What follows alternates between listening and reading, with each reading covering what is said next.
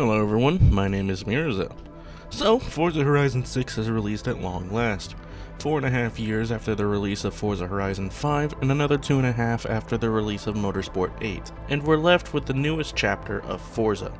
There's a lot riding on this game, from the community's continued support of the franchise to the continued survival of playground games, and also for the survival of the genre. Ever since Need for Speed was taken out back 2 years ago, the simcade genre has slowly been drying up, and even with the best efforts of the Crew Motorfest, it seems like the last hope for the genre will be Forza Horizon 6. And seeing as I was the guy who made an hour-long video last year complaining about the many issues plaguing Forza that you should absolutely watch after this one, I think I have a fair bit to say.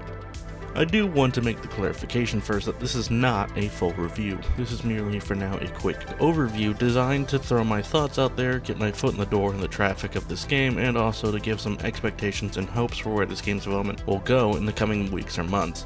Without any further ado, let's begin. The first thing I want to talk about is the map.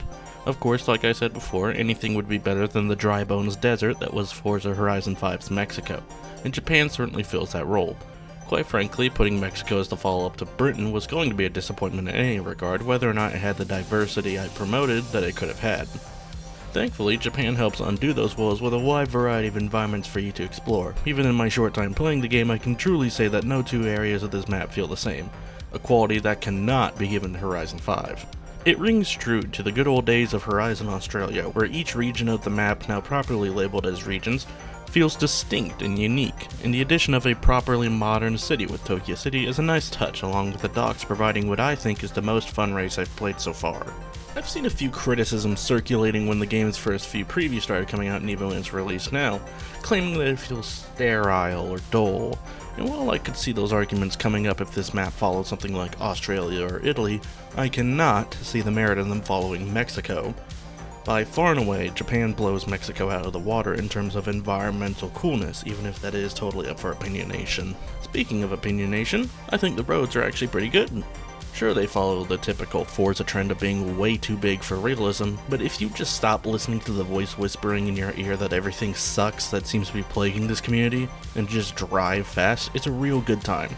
Throw some good old A-Class or S1 on these roads and you'll have a great time, just twisting and turning and going all over. Although the ever-shrinking amount of barn-find cars is a bit annoying, I think the addition of the treasure cars is a neat way to get people to learn the map, or perhaps make them more aware of certain icons in the photos so that when they're driving they can go, "Wait, I know that!" and start looking for the cars, which is a bit of a nice touch.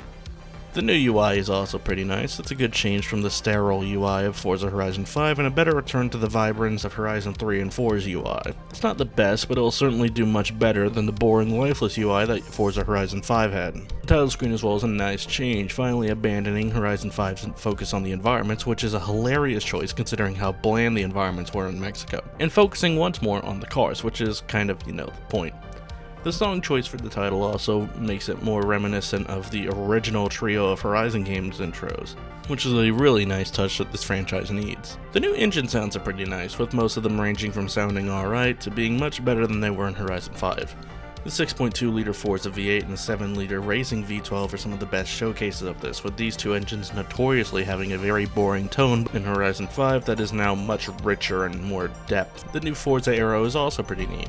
Sure, I would have wanted to have multiple options like they are promoting, or like what is in GT7, but at least this is better than the tacky Temu wing that was old Forza Aero.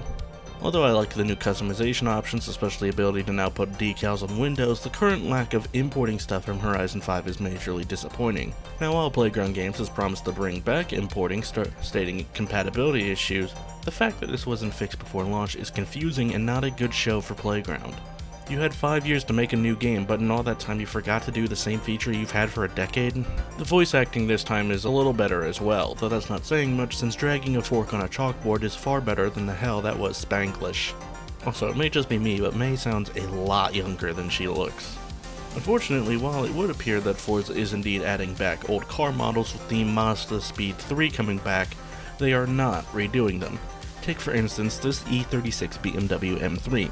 The M3 was a main point of contention in my Forza Horizon 5 critique for being an awful, outdated, under-detailed model that even when compared to its contemporaries looked horrible and did not deserve to be in the game.